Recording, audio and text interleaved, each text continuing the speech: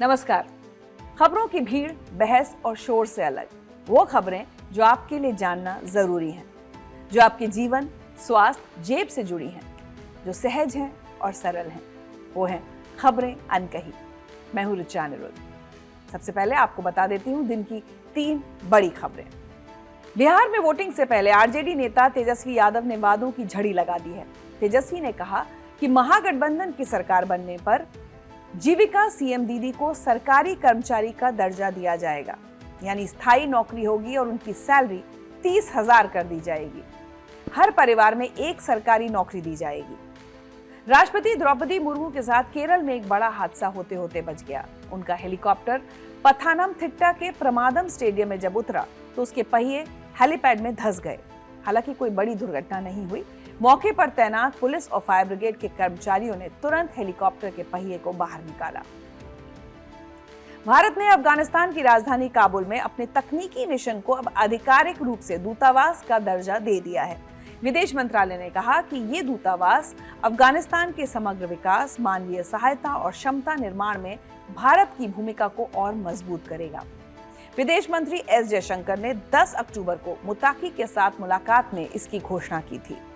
और खबरें अनकही में आज मैं आपको बताऊंगी कि क्यों और कैसे प्रदूषण की वजह से दिल्ली एनसीआर में बढ़ रहे हैं आर्थराइटिस के मामले।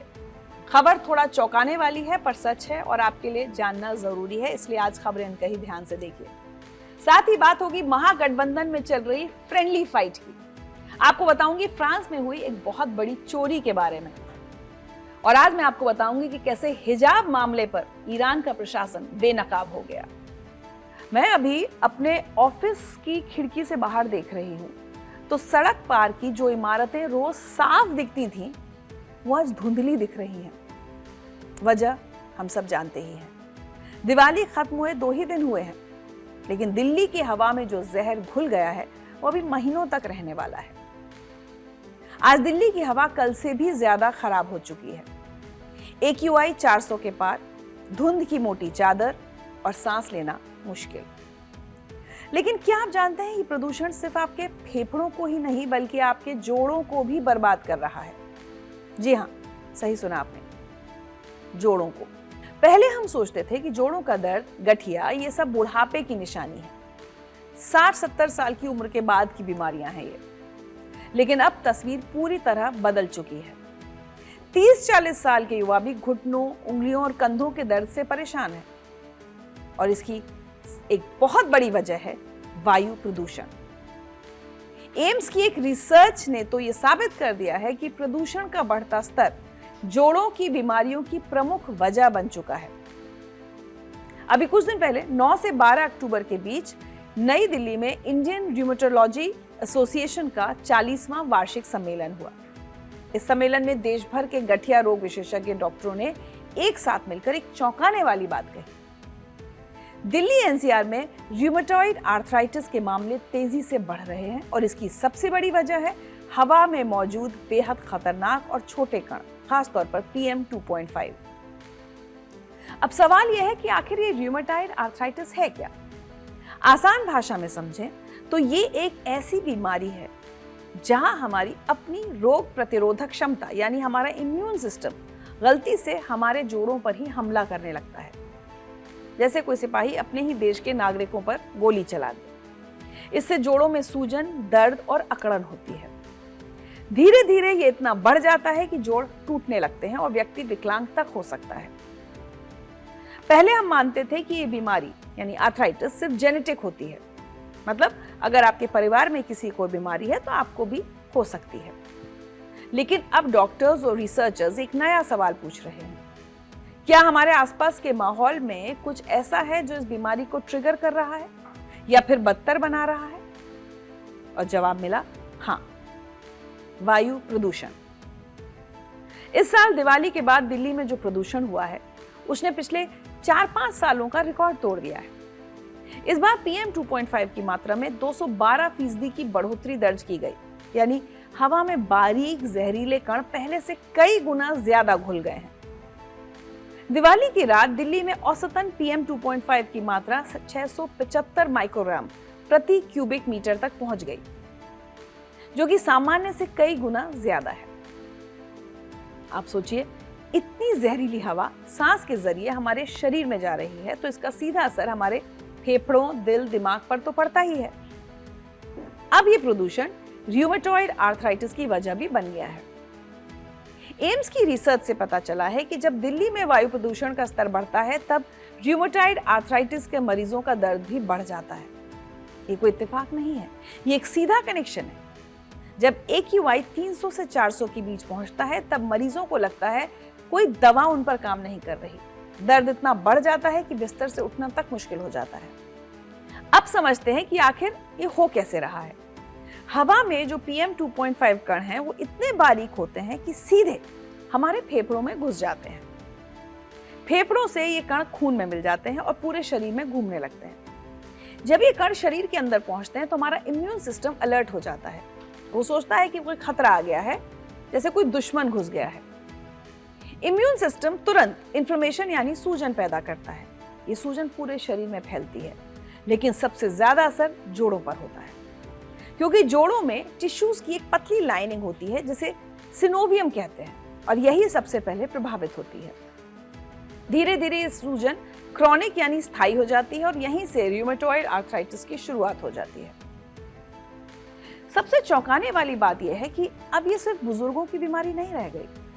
दिल्ली के अस्पतालों में 35 से 45 साल के मरीज भी आ रहे हैं जिनके जोड़ों में गंभीर दर्द और सूजन है। एक 38 साल की महिला जो रोज सड़क पर ट्रैफिक में फंसती है, उसके दोनों हाथों की उंगलियों में इतनी सूजन है कि वो अपने बच्चे का टिफिन बॉक्स भी नहीं खोल पाती।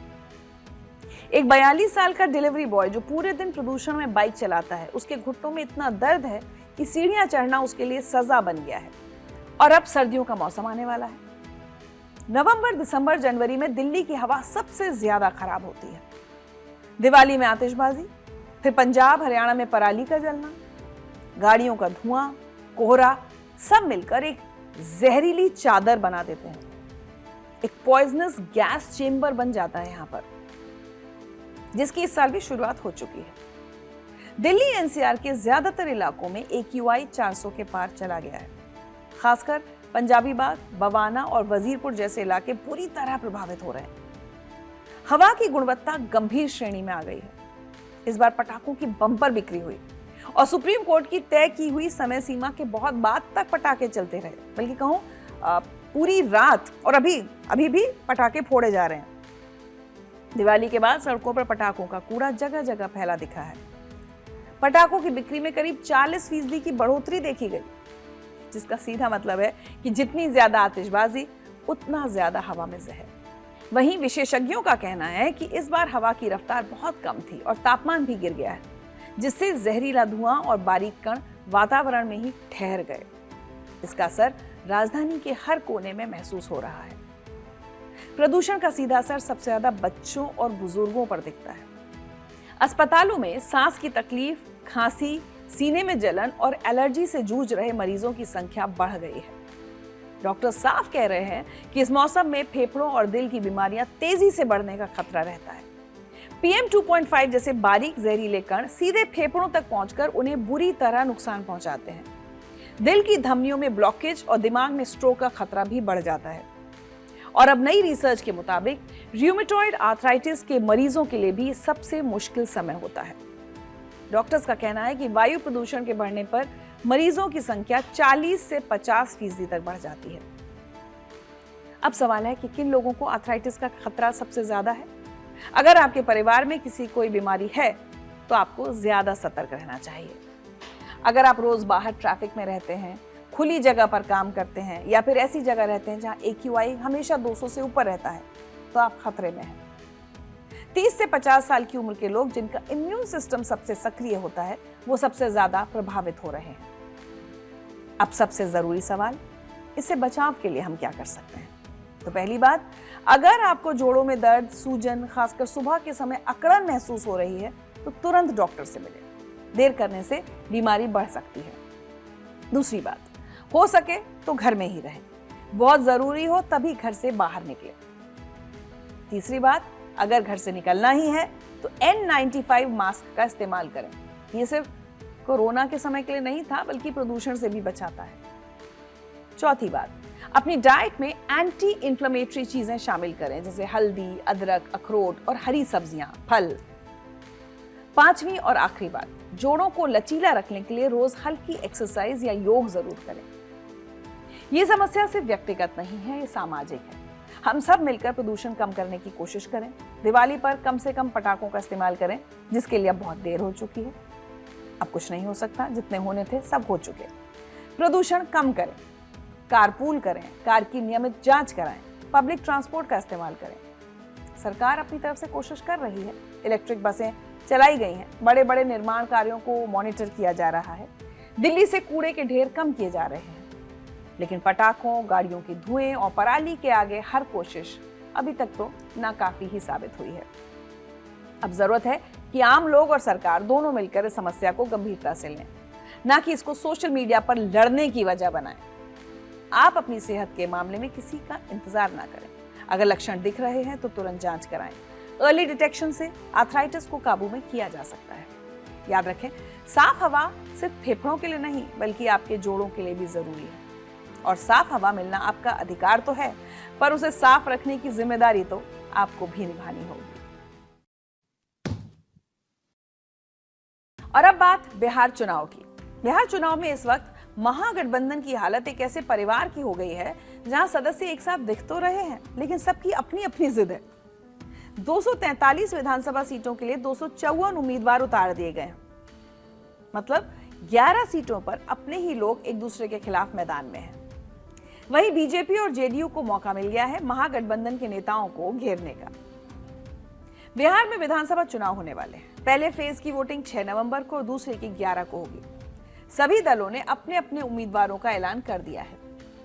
प्रत्याशियों ने नामांकन तक दाखिल कर दिया है, लेकिन महागठबंधन अभी तक सीटों का बंटवारा तय नहीं कर पाया है। आरजेडी ने 143 सीटों पर अपने उम्मीदवार उतारे हैं। कांग्रेस ने 60 सीटों पर, सीपीआई-एमएल ने 20 पर, मुकेश सहनी की विकासशील इंसान पार्टी यानी वीआईपी ने 15 पर, सीपीआई ने 9 पर, सीपीआई-एम ने 4 और आईआईपी यानी इंडियन इंक्लूसिव पार्टी ने 3 सीटों पर अपने प्रत्याशी उतारे हैं। जब आप इन सबको जोड़ेंगे तो संख्या होती है 254, जबकि सीटें हैं केवल 243। इसका मतलब साफ है, कुछ सीटों पर महागठबंधन के दल एनडीए से तो लड़ रहे हैं, साथ में आपस में ही लड़ रहे हैं। इसे राजनीति की भाषा में हालांकि फ्रेंडली फाइट भी कहते हैं, लेकिन असलियत में ये महागठबंधन की एकता पर सवाल खड़े करती है। अब आप सोच रहे होंगे कि फ्रेंडली फाइट क्या भला है? जब कोई गठबंधन चुनाव लड़ता है तो पहले सभी दल बैठकर तय करते हैं कि कौन सी पार्टी किस सीट से चुनाव लड़ेगी। ये प्रक्रिया बेहद संवेदनशील होती है, क्योंकि हर पार्टी अपने दावे पेश करती है, अपनी ताकत दिखाती है। लेकिन जब सीट बंटवारे में सहमति नहीं बनती और कई दल एक ही सीट पर अपने उम्मीदवार उतार देते हैं, तो उसे फ्रेंडली फाइट या फ्रेंडली कॉन्टेस्ट कहा जाता है। इसमें गठबंधन के साथी दल आपस में तो लड़ते हैं, लेकिन उम्मीद ये रहती है कि बाद में कोई एक उम्मीदवार नामांकन वापस ले लेगा। लेकिन असल मुद्दा यह है कि फ्रेंडली फाइट से वोट बढ़ते हैं और इसका फायदा प्रतिद्वंदी को मिलता है। यह गठबंधन की कमजोरी का संकेत है और विरोधियों के लिए सुनहरा मौका बन जाता है। अब आइए एक एक करके देखते हैं कि किन 11 सीटों पर महागठबंधन में अपनों से अपनों की लड़ाई है और कौन कौन से उम्मीदवार आमने सामने हैं। पहली है भागलपुर जिले की कहलगांव विधानसभा सीट। यहां आरजेडी और कांग्रेस के बीच सीधी टक्कर है। आरजेडी की ओर से रजनीश भारती मैदान में है, जबकि कांग्रेस ने प्रवीण कुशवाहा को उतारा है। दूसरी है वैशाली विधानसभा सीट। यहां भी कांग्रेस बनाम आरजेडी का मुकाबला है। आरजेडी से अजय कुशवाहा है तो कांग्रेस ने इंजीनियर संजीव सिंह को टिकट दिया है। तीसरी पश्चिम चंपारण जिले की नरकटियागंज विधानसभा सीट। कांग्रेस और आरजेडी यहां भी आमने सामने है। कांग्रेस के शाश्वत केदार पांडे हैं और राजद ने दीपक यादव को उम्मीदवार बनाया है। चौथी है जमुई जिले की सिकंदरा विधानसभा। इस सीट पर राजद और कांग्रेस में कड़ा मुकाबला है। आरजेडी ने पूर्व विधानसभा अध्यक्ष उदय नारायण चौधरी को टिकट दिया, जबकि कांग्रेस ने विनोद चौधरी को मैदान में उतारा है। पांचवी बेगूसराय जिले की बछवाड़ा विधानसभा सीट। यहां कांग्रेस और communist party of India CPI के बीच मुकाबला है। कांग्रेस ने प्रकाश गरीबदास को उतारा है और सीपीआई से अवधेश कुमार राय मैदान में है। छठी है नालंदा जिले की बिहार शरीफ विधानसभा सीट। यहां भी कांग्रेस और सीपीआई आमने सामने है। कांग्रेस से उमर खान है और सीपीआई ने शिव प्रसाद यादव को टिकट दिया है। 7वीं है वैशाली जिले की राजा पाकर विधानसभा सीट। इस सीट पर कांग्रेस की प्रतिमा कुमारी और सीपीआई के मोहित पासवान के बीच मुकाबला है। 8वीं है रोहतास जिले की करगहर विधानसभा सीट। यहां से कांग्रेस ने संतोष मिश्रा को टिकट दिया है और सीपीआई ने महेंद्र प्रसाद गुप्ता को मैदान में उतारा है। 9वीं है मधेपुरा जिले की बाबूबरही विधानसभा सीट। यहां आरजेडी और मुकेश सहनी की वीआईपी के बीच टक्कर है। राजद से अरुण कुशवाहा है और वीआईपी ने बिंदु गुलाब यादव को उतारा है। 10वीं समस्तीपुर जिले की चैनपुर विधानसभा सीट। यहां भी राजद बनाम वीआईपी का मुकाबला है। राजद ने ब्रज किशोर बिंद को टिकट दिया है, जबकि वीआईपी से बाल गोविंद बिंद मैदान में है। और 11वीं है शिवहर जिले की बेलदौर विधानसभा। इस सीट पर कांग्रेस और आईपी गुप्ता की इंडियन इंक्लूसिव पार्टी के बीच मुकाबला है। कांग्रेस ने मिथिलेश निषाद को टिकट दिया है और आईआईपी ने अनीशा चौहान को उतारा है। हालांकि वैशाली जिले की लालगंज सीट से कांग्रेस के आदित्य राजा ने अपना नामांकन वापस ले लिया है, जहां राजद से शिवानी शुक्ला उम्मीदवार है। इसी तरह दरभंगा जिले की गौड़ा बौराम में भी वीआईपी के संतोष सहनी के मुकाबले आरजेडी ने अपना उम्मीदवार बिठा लिया। अब सवाल उठता है कि आखिर महागठबंधन में इन सीटों के बीच बंटवारा क्यों नहीं हो पा रहा। दरअसल कांग्रेस चाहती थी कि उसे 70 सीटें मिलें, जितनी 2020 में मिली थी, लेकिन आरजेडी ने केवल 60 से 61 सीट देने की बात कही। इसके बाद कांग्रेस के बिहार प्रदेश अध्यक्ष राजेश राम ने तेजस्वी यादव पर आरोप लगाया कि वो गठबंधन को तोड़फोड़ कर रहे हैं। खास बात तो यह है कि कुतुंबा सीट से राजेश राम खुद चुनाव लड़ रहे हैं, लेकिन आरजेडी ने वहां सुरेश पासवान को उम्मीदवार बनाने का विचार किया। हालांकि उन्हें टिकट बाद में नहीं दिया गया। उधर पूर्णिया से निर्दलीय सांसद पप्पू यादव ने गठबंधन को वापस लेने की सलाह दे दी है। उनका कहना है कि गठबंधन धर्म का पालन केवल कांग्रेस कर रही है। चलिए सुनते हैं पप्पू यादव क्या कह रहे हैं। लगातार गठबंधन धर्म का पालन कांग्रेस कर रही है। अपने 2-2 सीट को कांग्रेस ने, सीटिंग सीट को कांग्रेस ने छोड़ी। महाराजगंज सीट पर हमारे पुराने सीएलपी थे, उनको छोड़ना कभी आपने नहीं सुना होगा कि कोई सीटिंग सीट छोड़ता है। कांग्रेस गठबंधन धर्म को मजबूत करने के लिए सीटिंग सीट छोड़ा। एक गठबंधन ने एक धनपशु एमएलसी के बेटे को दे दिया। दूसरा, जमालपुर में हम सीटिंग थे, वहाँ हमने तांती ततमा समाज, अत्यंत पिछड़ी जाति के समाज के लोगों को हमारे आदरणीय नेता राहुल गांधी जी की जो विचार है उसको हमने दिया। सहरसा सीट तांती ततमा समाज को दिया। हमने एक भी किसी नेताओं के बेटा बेटी, पति पत्नी, बहन को नहीं दिया। सारे दलों ने दिया। सब दलों में दर्जनों दर्जन भरे हुए हैं, हमने एक भी नहीं दिया। दरअसल इस पूरे विवाद पर तेजस्वी की पार्टी का तर्क है कि कांग्रेस को समझना चाहिए कि आरजेडी केवल बिहार और झारखंड में ही चुनाव लड़ती है, जबकि कांग्रेस पूरे देश में चुनाव लड़ती है। सुनते हैं आरजेडी के प्रवक्ता मृत्युंजय तिवारी ने क्या कहा। देखिए, गठबंधन के राजनीति के इस दौर में कभी कभी ऐसी परिस्थितियां उत्पन्न होती हैं, लेकिन सभी सहयोगी दलों को ये बात समझनी चाहिए। राष्ट्रीय जनता दल तो सिर्फ बिहार में चुनाव लड़ती है, झारखंड में कुछ सीटों पर लड़ती है। हम तो कर्नाटका, राजस्थान, मध्य प्रदेश में सीट मांगने नहीं जाते हैं कांग्रेस से। तो इस बात को, जमीनी हकीकत को समझना चाहिए और हमें लगता है अभी भी समय है। महागठबंधन के दल के सभी शीर्ष नेतृत्व बैठकर इस पूरे मामले को सुलझा लेंगे और कोई न कोई रास्ता निकलेगा।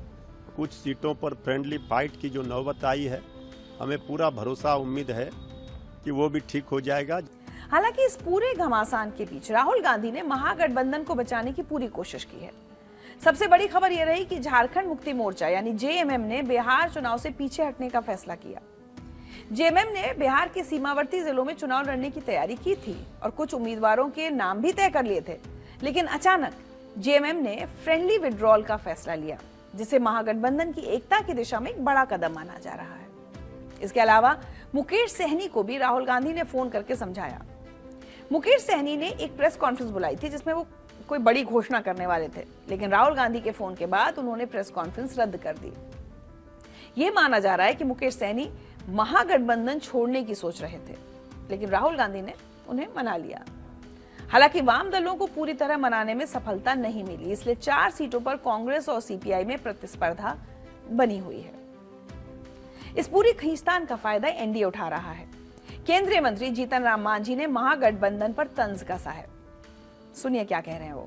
कांग्रेस और राजद या इंडिया के जो लोग गठबंधन में हैं, सब अपने निजी स्वार्थ से हैं। उनको न राजभक्ति न देशभक्ति से कोई मतलब नहीं है।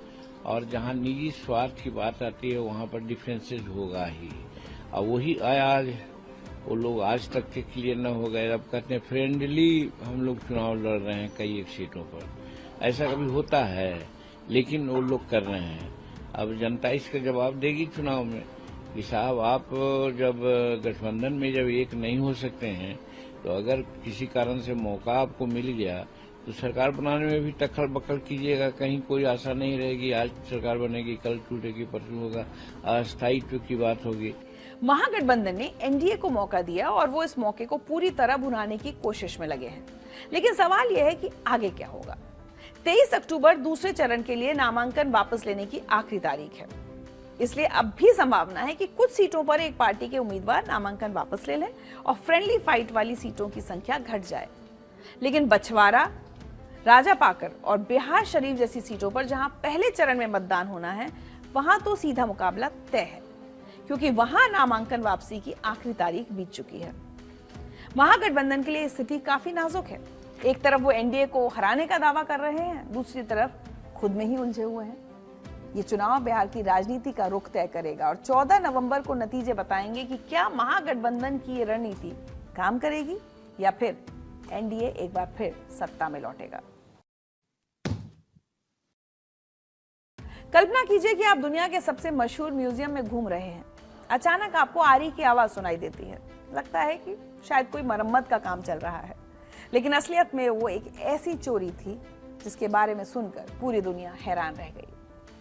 19 अक्टूबर 2025 की सुबह 9:30 बजे जब फ्रांस के लूव म्यूजियम में पर्यटक घूम रहे थे, तभी 4 नकाबपोश चोरों ने महज 7 मिनट में नेपोलियन युग के 8 ऐसे गहने चुरा लिए जिनकी कीमत का अंदाजा लगाना ही मुश्किल है। फ्रांस के अधिकारियों ने बाद में बताया कि इन गहनों की कीमत करीब 88 मिलियन यूरो है, जो भारतीय रुपयों में करीब 850 करोड़ रुपए बनती है। लेकिन इनकी ऐतिहासिक कीमत तो इससे भी कहीं ज्यादा है। लूव कोई साधारण म्यूजियम नहीं है, यह दुनिया का सबसे बड़ा और सबसे ज्यादा देखा जाने वाला म्यूजियम है। यहाँ दुनिया की सबसे मशहूर पेंटिंग लियोनार्डो दा विंची की मोनालिसा रखी गई है। इसके अलावा यहाँ प्राचीन ग्रीक मूर्ति वीनस डी मेलो भी है। लूव म्यूजियम में एक खास गैलरी है जिसे गैलरी ऑफ अपोलो कहते हैं। यह गैलरी करीब 61 मीटर लंबी और 15 मीटर ऊंची है। यहीं पर फ्रांस के शाही खानदान के क्राउन ज्वेल्स यानी राजमुकुट और कीमती गहने रखे गए हैं। इस गैलरी में 3 शीशे की अलमारियां हैं, जिनमें नेपोलियन, महारानी यूजीनी, महारानी मैरी एमेली और दूसरे फ्रांसीसी शाही परिवारों के गहने सुरक्षित रखे गए थे। इन गहनों में रीजेंट डायमंड, सैंसी डायमंड और हॉर्टेंसिया डायमंड जैसे दुर्लभ हीरे भी शामिल हैं। अब आइए जानते हैं कि इस चोरी को कैसे अंजाम दिया गया। ये कहानी सुनकर आपको लगेगा जैसे किसी हॉलीवुड फिल्म का सीन चल रहा है। 19 अक्टूबर की सुबह जब म्यूजियम खुला ही था, तब 4 चोर एक खास तरह के वाहन के साथ पहुंचे, जिस पर एक बास्केट लिफ्ट लगी थी। ये वही लिफ्ट होती है जो निर्माण कार्यों में इस्तेमाल होती है। चोरों ने भी निर्माण कर्मचारियों वाला हुलिया बना रखा था। सबसे चालाकी भरी बात यह थी कि उन्होंने सेन नदी की तरफ से एंट्री ली, जहां सिक्योरिटी कम थी। चोर बास्केट लिफ्ट की मदद से म्यूजियम की पहली मंजिल की खिड़की तक पहुंचे। फिर उन्होंने छोटी चेनसॉ मशीन और एंगल ग्राइंडर का इस्तेमाल करके खिड़की का शीशा काटा। एक अमेरिकी पर्यटक जेकब बार्कर, जो उस वक्त उसी गैलरी में थे, उन्होंने बताया कि उन्हें जोर से धड़धड़ाने की आवाज सुनाई दी और फिर आरी की तेज आवाज आई। अंदर घुसने के बाद चोरों ने गैलरी के बीच में रखी शीशे की अलमारियों को तोड़ा। हर चोर को पता था कि उसे क्या चुराना है। वो सधे हुए हाथों से काम कर रहे थे। पूरी वारदात को अंजाम देने में उन्हें सिर्फ 4 से 7 मिनट का समय लगा। गहने चुराने के बाद चौकीदार के शोर मचाने से पहले ही वो स्कूटर पर सवार होकर फरार हो गए। सीसीटीवी फुटेज में देखा गया कि वो A6 हाईवे की तरफ भागे, जो पेरिस से दक्षिण पूर्व की ओर जाता है। बाद में वही स्कूटर रास्ते पर पड़ा मिला। लूव दुनिया के सबसे सुरक्षित म्यूजियम में से एक माना जाता है। ये पेरिस पुलिस मुख्यालय से सिर्फ 800 मीटर की दूरी पर है। फिर भी ये चोरी कैसे हो गई? विशेषज्ञों का कहना है कि चोरों ने म्यूजियम की कमजोर कड़ी को पहचान लिया था। सेन नदी की तरफ से सिक्योरिटी थोड़ी कमजोर थी। सुबह के समय जब म्यूजियम खुला ही था और उस समय अलर्ट लेवल भी कम होता है, उस समय को चुना गया। फ्रांस के अधिकारी अब जांच कर रहे हैं कि अलार्म सिस्टम ठीक से काम क्यों नहीं कर रहा था। घटना स्थल पर चोरों ने एक बनियान और कुछ औजार छोड़ दिए थे जिन्हें फॉरेंसिक जांच के लिए भेजा गया है। गाड़ी में से एक बोतल भी मिली है जिसकी जांच की जा रही है।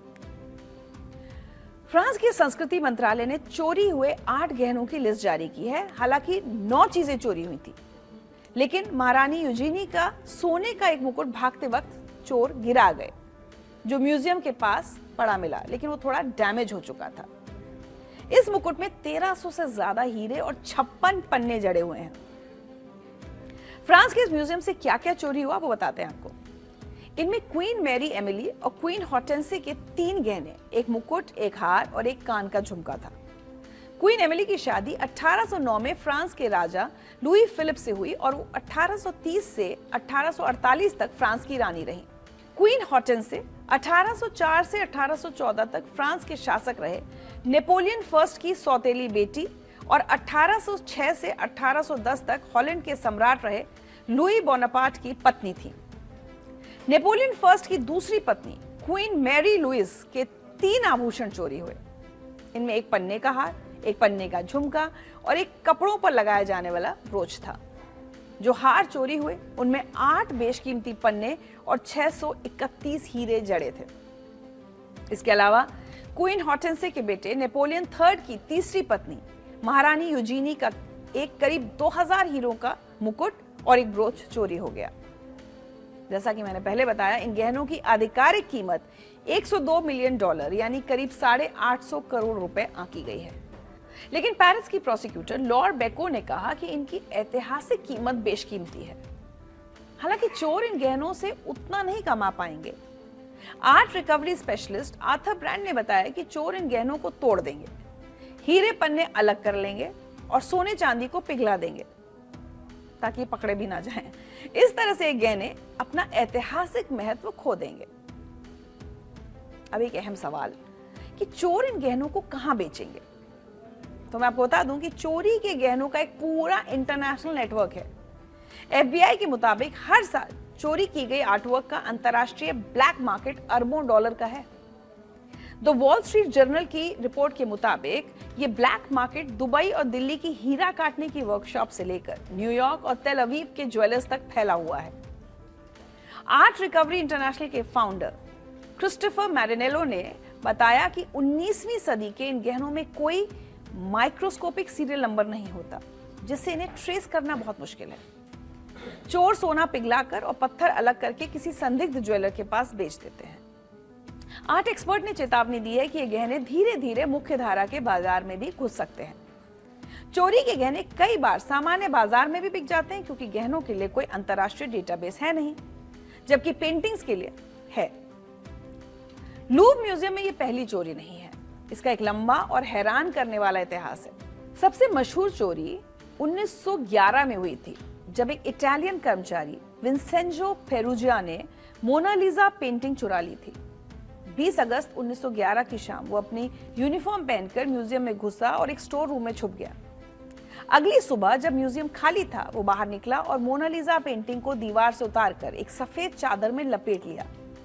जब वो बाहर निकलने की कोशिश कर रहा था तो दरवाजा बंद था, लेकिन एक प्लम्बर ने उसे अपना सहकर्मी समझकर दरवाजा खोल दिया। 2 साल बाद विंसेंजो को गिरफ्तार करके पेंटिंग बरामद कर ली गई। कहा जाता है कि इसी चोरी के बाद मोनालिसा पूरी दुनिया में मशहूर हो गई। 1956 में एक शख्स ने मोनालिसा की पेंटिंग पर पत्थर फेंका था, जिससे पेंटिंग का जो पेंट है वो उखड़ गया था। उसके बाद पेंटिंग को ग्लास के अंदर रखा जाने लगा।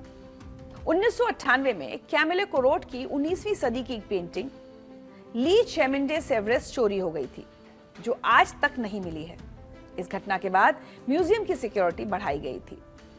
इसके अलावा नवंबर 2024 में फ्रांस के पेरिस में कोनियाक जे म्यूजियम से 7 ऐतिहासिक आर्टिफैक्ट्स चोरी हो गए थे।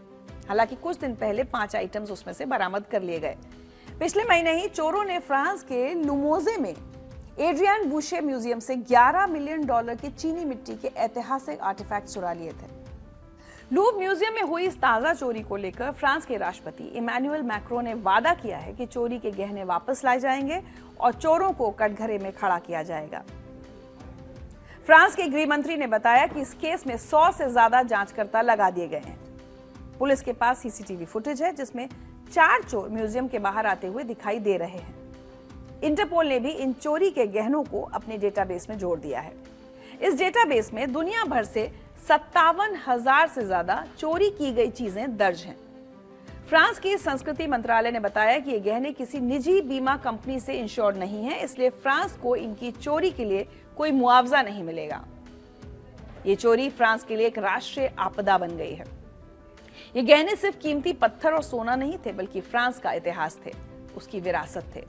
अब देखना यह है कि फ्रांस की पुलिस इन चोरों को पकड़ पाती है या नहीं, और क्या ये गहने अपनी असली हालत में वापस मिल पाएंगे या नहीं। जो भी हो, कहानी दिलचस्प जरूर है और हो सकता है इससे इंस्पायर होकर एक हॉलीवुड की फिल्म बन जाए। कहते हैं ना कि जो औरों को उपदेश देते हैं उन्हें खुद भी वही करना चाहिए। Practice what you preach. लेकिन ईरान में अभी जो हुआ है वो इस कहावत का बिल्कुल उल्टा है। ईरान के supreme leader Ayatollah Ali Khamenei के करीबी और हिजाब निगरानी के अधिकारी अली शमखानी की बेटी की शादी का एक वीडियो वायरल हो रहा है और इस वीडियो ने पूरे ईरान में तूफान खड़ा कर दिया है। शादी का वीडियो सामने आते ही लोगों के होश उड़ गए। महलनुमा हॉल में हुई इस भव्य शादी में दुल्हन और दूसरी महिलाएं बिना हिजाब के दिखाई दी। वही हिजाब जिसे पहनने के लिए ईरान की आम महिलाओं पर इतना दबाव डाला जाता है कि कभी-कभी उन्हें अपनी जान से हाथ धोना पड़ता है। ऐसे में दुल्हन के पहनावे और इस शानदार जश्न ने ईरानी समाज में गुस्से की आग भड़का दी है। ईरान में 1979 की इस्लामिक क्रांति के बाद से महिलाओं के लिए हिजाब पहनना कंपलसरी कर दिया गया। कानून के मुताबिक सभी महिलाओं को सार्वजनिक स्थानों पर सिर और बालों को ढकना जरूरी है। इस नियम को लागू करने के लिए गश्त-ए-इरशाद यानी मॉरल पुलिस बनाई गई। ये पुलिस सड़कों पर गश्त करती है और जो महिलाएं हिजाब सही से नहीं पहनती उन्हें रोका जाता है, डांटा जाता है और कभी-कभी गिरफ्तार भी कर लिया जाता है।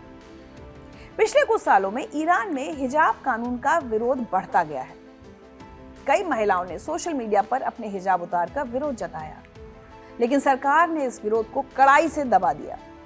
जुर्माना, गिरफ्तारी और कई बार शारीरिक हिंसा का सामना करना पड़ता है उन महिलाओं को जो इस नियम को तोड़ती हैं।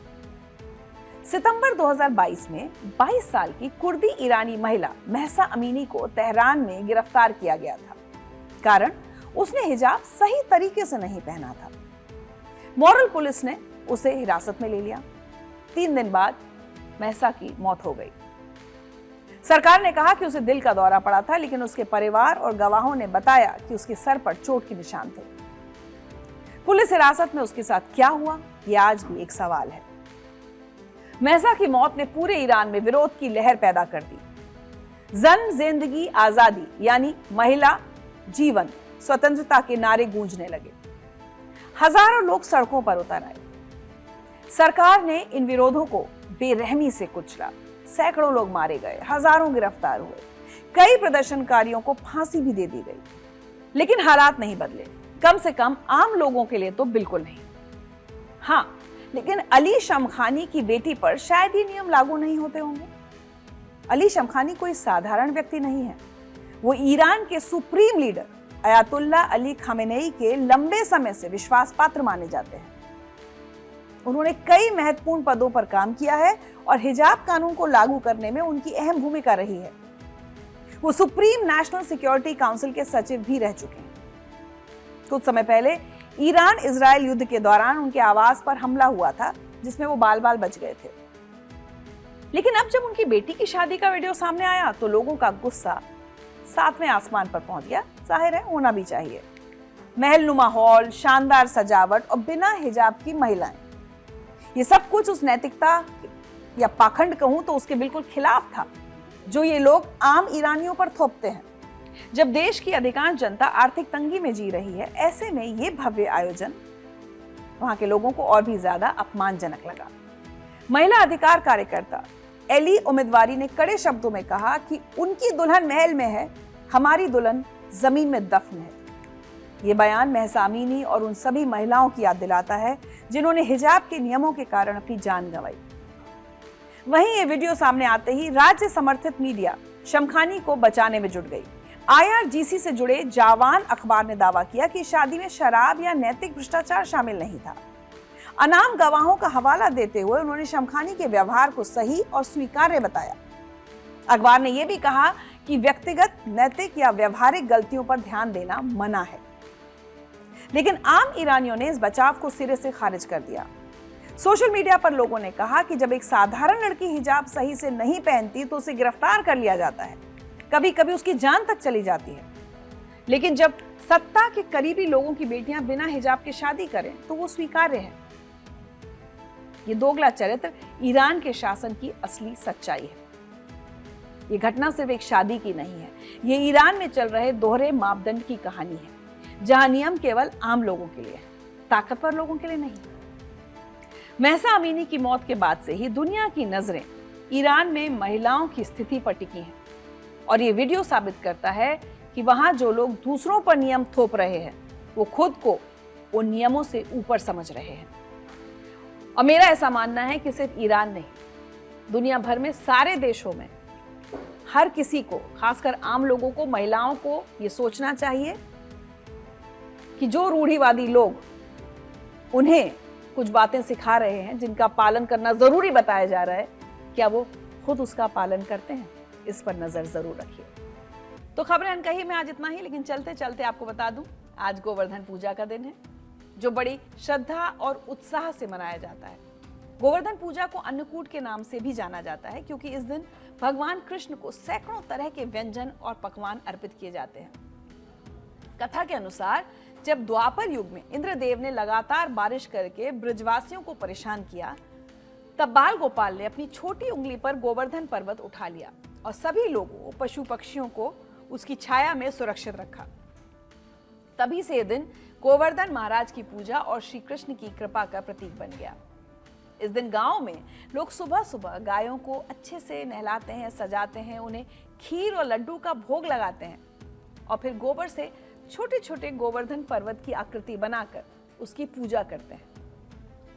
मंदिरों में अन्नकूट उत्सव का आयोजन होता है, जिसमें सैकड़ों किस्म के खाने भगवान के आगे सजाए जाते हैं, फिर प्रसाद के रूप में भक्तों में बांटे जाते हैं। गोवर्धन पूजा का संदेश है, भगवान हर संकट में हमारे साथ होते हैं, बशर्ते हम एकजुट रहें और प्रकृति से प्रेम करें। गोवर्धन पूजा की आप सबको हार्दिक शुभकामनाएं।